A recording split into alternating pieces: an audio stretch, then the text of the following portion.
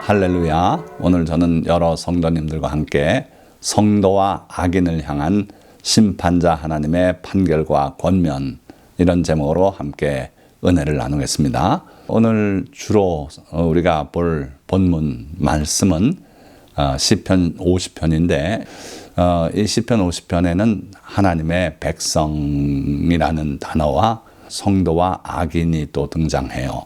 그래서 하나님의 백성의 의미는 뭔지, 성도는 누구고 악인은 누구인지, 또 어떠한 삶이 그들의 특색인지, 따라서 우리는 어떻게 살아야 할지, 이런 내용을 전하는 시편이 바로 시편 50편입니다. 오늘 많은 은혜가 되시고 성도로서 사는 여러 성도님들이 다 되시기를 주님의 이름으로 축원드립니다. 자, 오늘도 세 단락으로 말씀을 증가할 텐데, 그 첫째 단락, 세상을 부르신 심판자 하나님.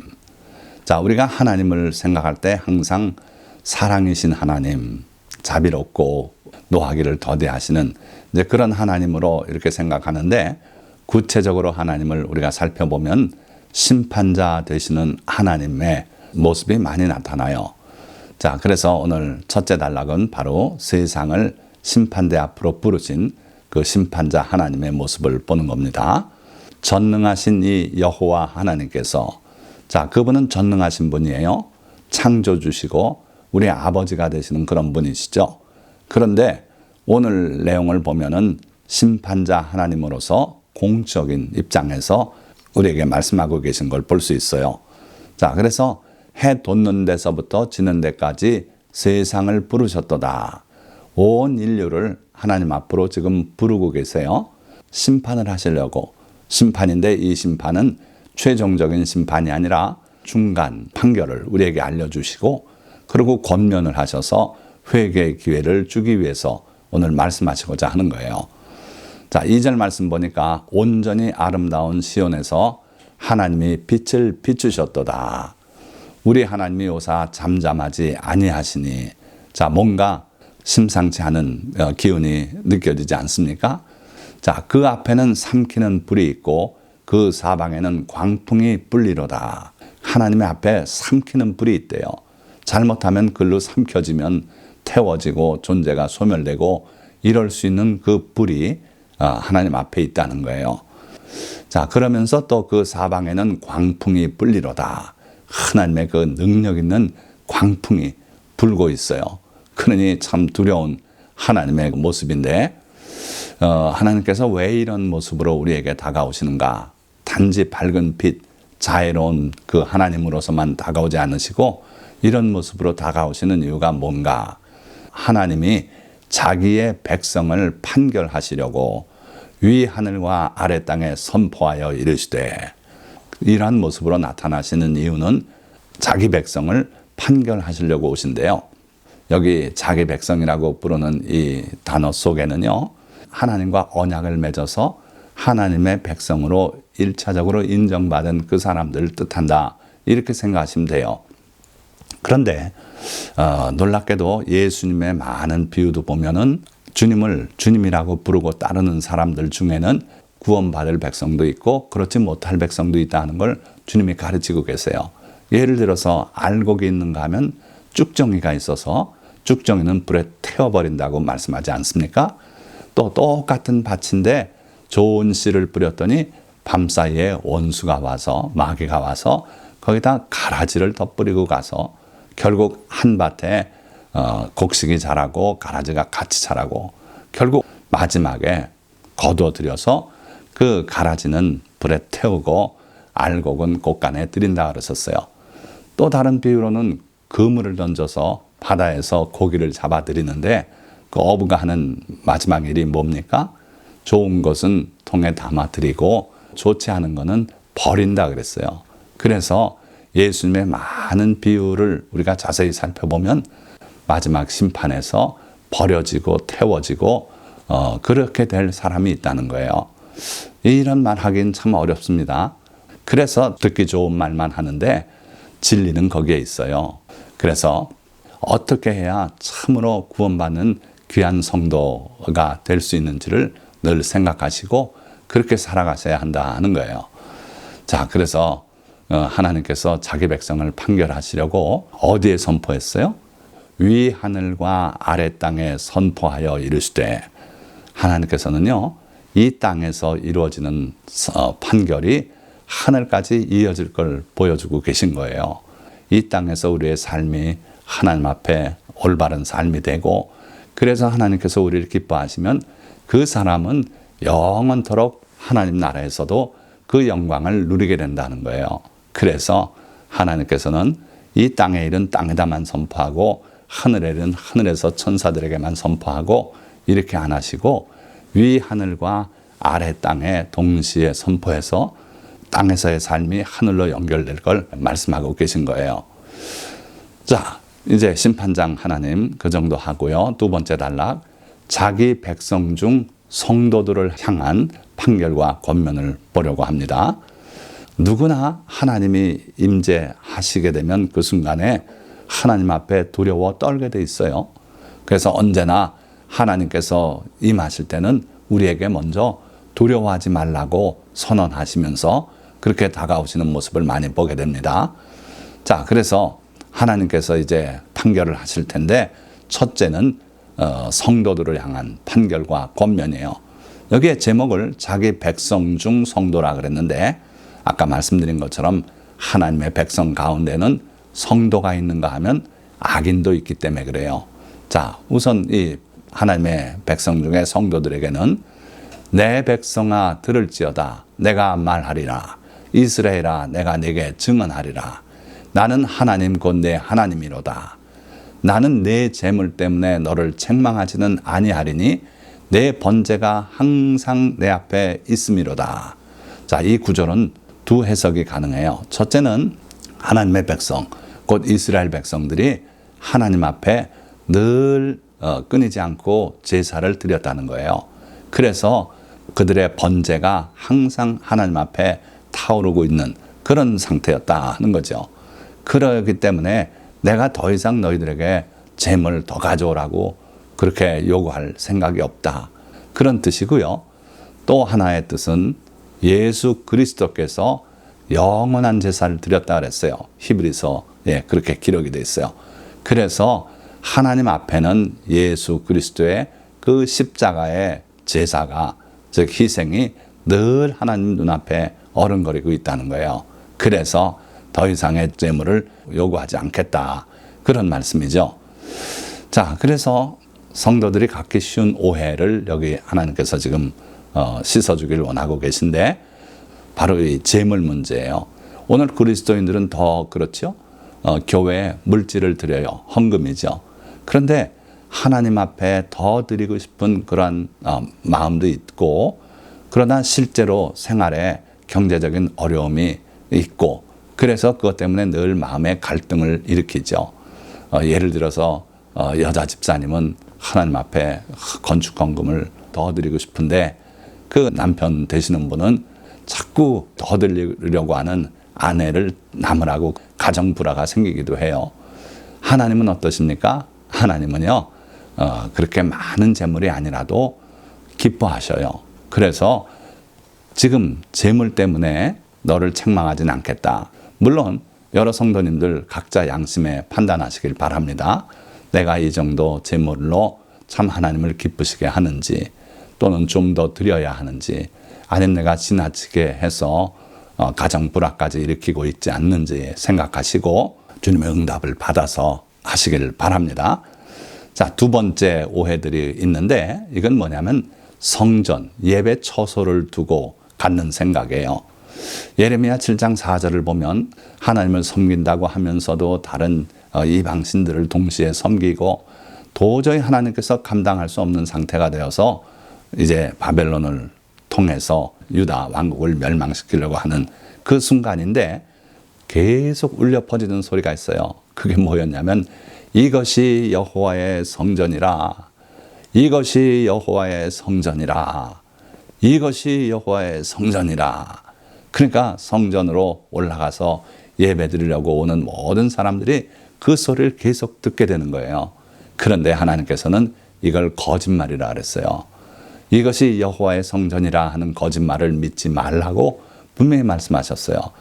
자, 오늘 많은 그리스도인들이 하나님을 예배드리는 처소, 이걸 성전이라는 이름으로 부르면서 그 처소 건축에 온갖 힘을 쏟아부어요. 무리하게 그렇게 하는 경우들이 많아요. 왜 그렇습니까? 하나님의 집인데 아주 웅장하고 화롭게 짓고 해야 되지 않겠나 하는 그러한 마음이 있다는 거예요.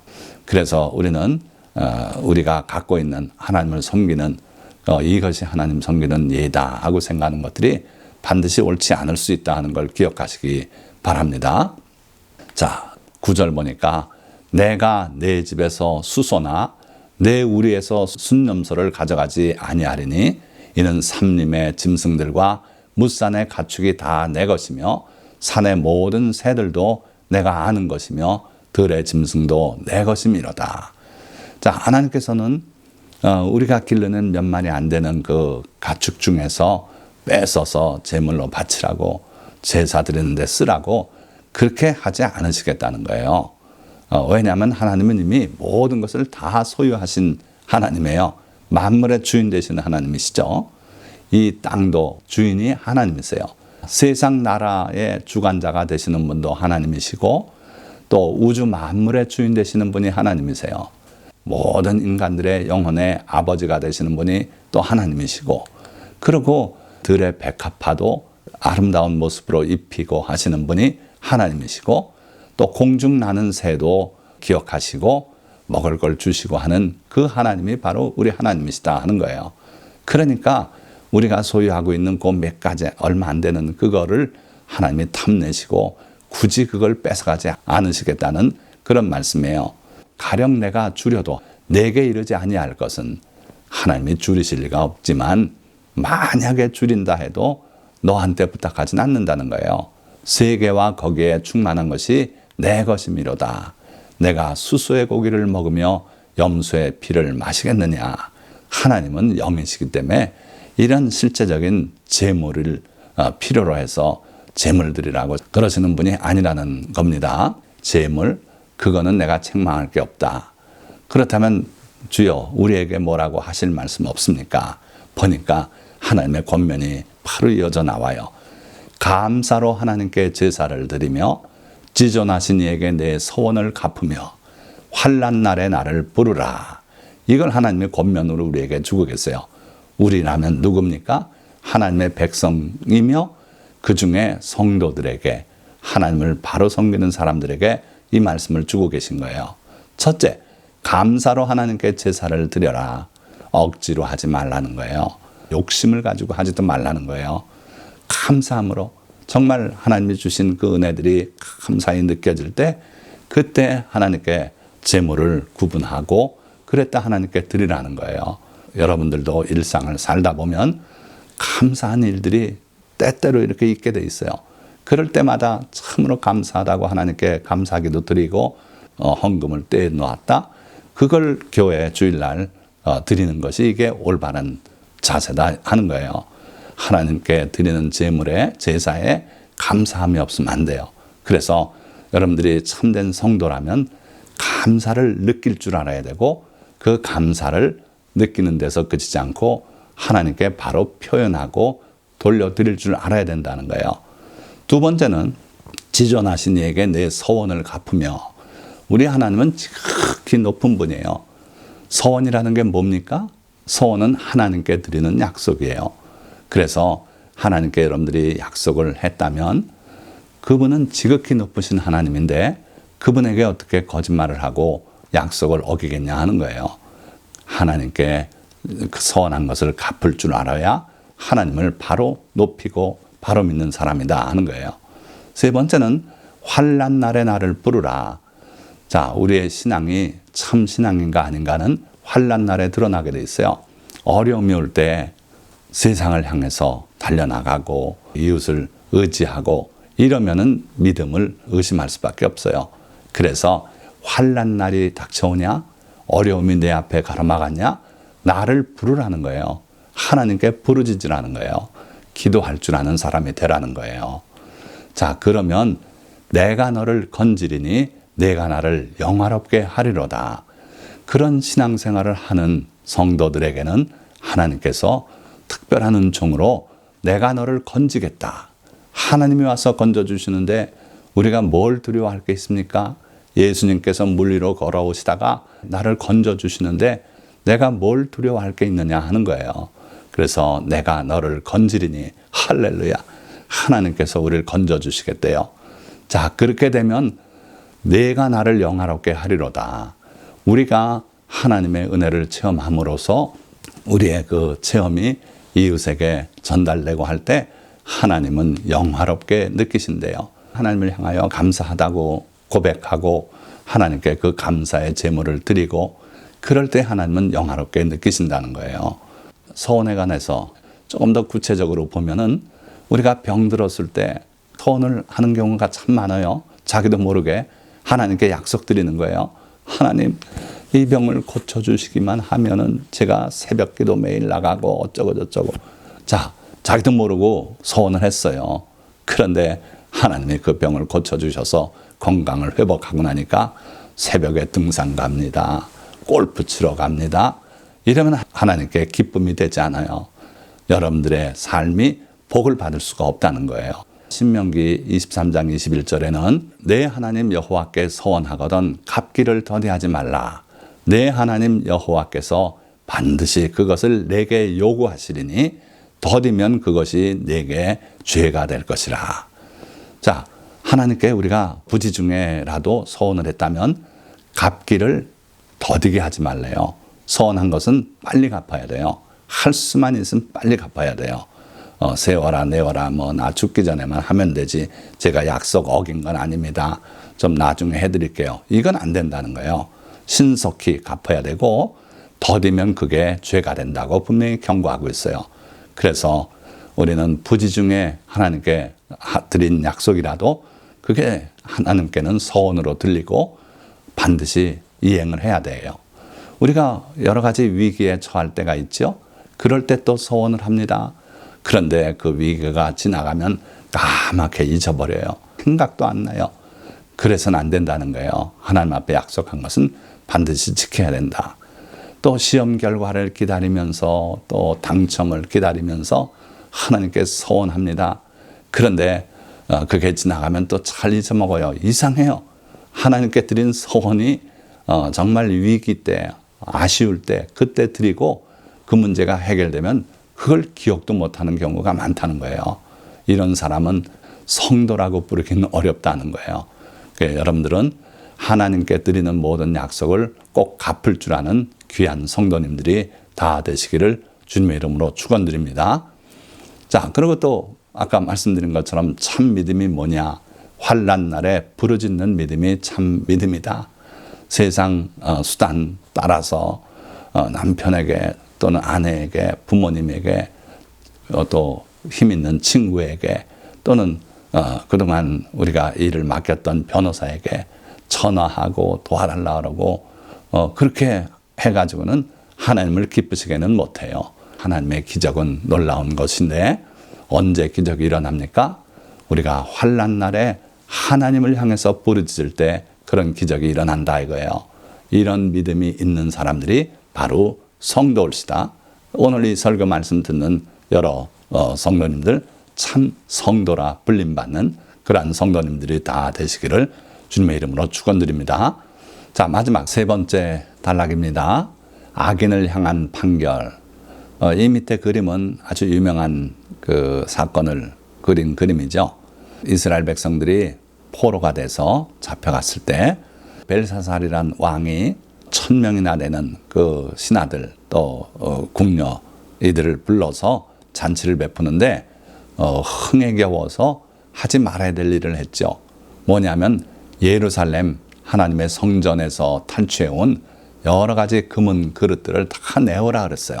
그 금은 그릇에 술을 따라서 마시면서 온갖 우상 또 신들을 찬양했어요. 그때 하나님께서 진노하셔서 하나님의 심판이 그에게 임했는데 손가락이 나타나서 그 벽에다가 글을 썼어요. 뭐라고 썼습니까? 메네 메네 데겔 우바르신. 그 모습을 보고 왕이 두려워서 떨었고 그 해석이 다니엘에 의해서 주어졌는데 하나님께서 당신을 달아봤다. 그래서 당신이 판결을 받았는데 그게 뭐냐면 내 나라를 나누겠다 하시는 그런 판결이었어요. 너에게서 왕권을 빼앗고 그래서 그날 밤에 이 벨사살 왕이 암살당하지 않습니까? 자, 아주 유명한 하나님의 판결 예인데요. 실제로 이렇게 하나님께서 판결을 그들 앞에 내리셨던 사건이죠. 자, 오늘도 하나님께서 악인을 향한 판결을 내리고 계신데 악인에게는 하나님이 이르시되 내가 어찌하여 내 율례를 전하며 내 언약을 내 입에 두느냐. 그런데 이 사람들의 삶이 그렇게 흠잡을 데가 없어 보이기도 해요. 보세요. 내 율례를 전한대요. 하나님의 율법 말씀들을 전하고 있어요. 가르치고. 그리고 내 언약을 내 입에 두느냐. 하나님께서 베풀어 주신 그 복된 언약. 아까 성도들을 향한 그 언약 있지 않습니까? 내게 부르짖으면 내가 너희를 건져주겠다. 그런 언약들 이런 걸 또 전해요. 그러니까 아주 은혜로운 성직자 같은 모습이 여기 비춰지는데 그들의 속은 이렇다는 거예요. 내가 교훈을 미워하고 내 말을 내 뒤로 던지며 도둑을 본즉 그와 연합하고 간음하는 자들과 동료가 되며 자, 그 뒤에 또 죄악된 모습들이 쭉 소개되는데 그거 생각하기로 하고 자, 겉으로 봐서는 율례를 전하고 언약을 입에 두고 그리고 아주 말하는 것마다 하나님의 말씀같이 그렇게 말하는데 그의 속마음이 문제예요. 본 자세가 내가 교훈을 미워하고 즉 하나님의 훈계의 말씀들을 미워하고 아유 그건 지난 얘기고 요즘 세상에 어떻게 그렇게 살아 막 이런 자세를 갖고 있는 거예요. 그리고 내 말을 내 뒤로 던지며 하나님께서 책망하시는 말씀을 발견하면 그걸 뒤로 던져버려요. 에이 나하고는 관계없어. 그러고 그의 삶이 도둑을 본즉 그와 연합하고 실제 남의 거를 몰래 가서 훔쳐오진 않겠지만 말하자면 대장동 사건 아시죠? 그렇게 해서 그 많은 수익을 자기들이 독차지하고 도둑과 뭐가 다릅니까? 또 간음하는 자들과 동료가 되며 이런 삶을 살고 있으면서 또 주일날 교회에 와서는 대표 기도도 하고 또는 성직자로서 말씀을 전하기도 하고 이러고 산다는 거예요. 이들을 향해서 하나님은 잘했다고 칭찬 안 하시고 악인이라고 말씀하시고 있어요. 바로 그들의 그릇된 행위 또 하나님의 말씀에 대한 태도 이런 것들이 도저히 용납할 수 없는 것이기 때문에 그래요. 그러니까 이 마지막 시대, 이 구약의 마지막 시대의 모습이 그랬다는 거예요. 그래서요, 오늘 우리도 이런 자세로 살면 마찬가지로 악인이라고 칭함을 받을 수밖에 없고 결국 멸망할 수밖에 없다 하는 거예요. 자, 예수님께서도 내가 너희를 도무지 알지 못하노니 불법을 행하는 자들아 내게서 떠나가라 하리라. 그래서 시편 50편에서나 또는 예수님의 말씀이 정확히 일치하고 있어요. 아무리 겉보기로 대단한 그러한 신앙생활을 하는 것 같아도 실제로 하나님의 말씀을 거역하고 그걸 귀하게 여기지 않고 그리고 행위가 또 악해지고 하면은 그들은 악인이다 이거예요. 죄인이다 하는 겁니다. 그들을 향해서 오늘 시편 말씀은 하나님을 잊어버린 너희여 이제 이를 생각하라. 그렇지 아니하면 내가 너희를 찢으리니 건질 자 없으리라. 그들을 향해서 주님은 하나님을 잊어버린 자라 그랬어요. 관계의 단절을 말하는 거예요. 이전에는 너희들이 하나님의 백성으로서 또는 성도로서의 관계였는데 이제 그 하나님을 너희가 잊어버렸다 이거예요. 그러니 이제 생각하라. 되돌아 생각해보고 그리고 회개하고 돌이키라 하는 거예요. 그렇지 아니하면 내가 너희를 찢으리니 건질 자 없으리라. 하나님의 심판이 임해서 결국 망할 것이다. 내 손에서 건질 자가 누가 있겠느냐. 하나님의 성도라면 하나님이 건져주시겠다 그랬어요. 구원하시겠다 그랬어요. 그런데 악인은 하나님이 그들을 직접 찢고 파멸에 이르게 하시겠다. 그럴 때 내 손에서 건질 자가 없을 것이다. 두려운 경고입니다. 자, 마지막으로 우리 모두에게 주시는 권면과 약속의 말씀을 살펴보고 오늘 말씀을 정리합니다. 자, 23절이에요. 마지막 절.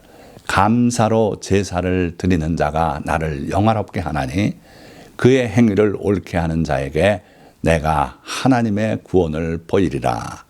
자, 아까 하신 말씀, 성도들을 향해서 하신 그 권면의 말씀과 거의 유사한 말씀이 나오고 있죠. 첫째는 감사로 제사를 드릴 줄 알아라.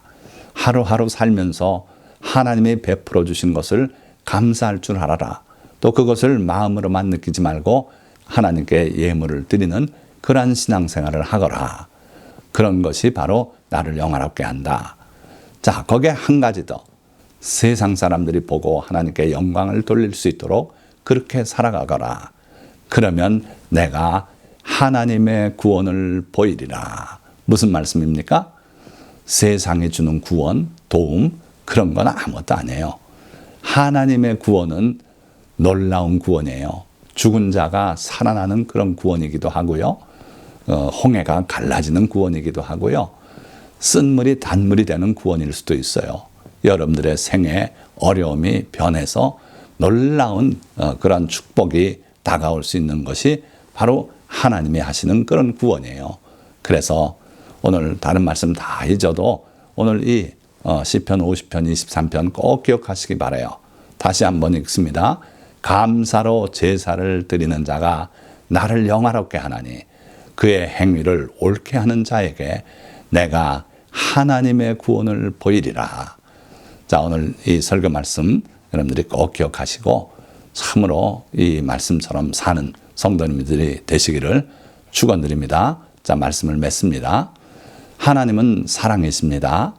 그러나 그는 또한 공의로운 심판자로서 자기 백성을 의인과 악인으로 구분하여 판단하시고 권면하십니다. 의인은 감사로 제사를 드리며 서원을 갚을 줄 알고 환난 날에 주를 떠나지 않고 주께 부르짖는 자들입니다. 여기에 더하여 그들이 행위를 바르게 하면 주님은 그들에게 하나님의 구원을 베푸실 것입니다. 반면에 그럴듯한 삶을 살더라도 하나님의 교훈을 미워하고 그의 말씀을 버리며 죄인들의 삶을 살아간다면 그는 하나님을 잊은 자이며 악인입니다. 주님은 그들에게 생각하라, 회개하라, 권면하시며 그렇지 않으면 그들을 찢겠다고 말씀하셨습니다. 오늘 이 말씀을 접한 모든 성도님들은 하나님을 사랑하고 하나님께서 의인이라고 칭찬하시고 여러분들을 하나님의 놀라운 구원으로 인도하시는 그런 모든 성도님들이 다 되시기를 주님의 이름으로 축원합니다. 기도하겠습니다.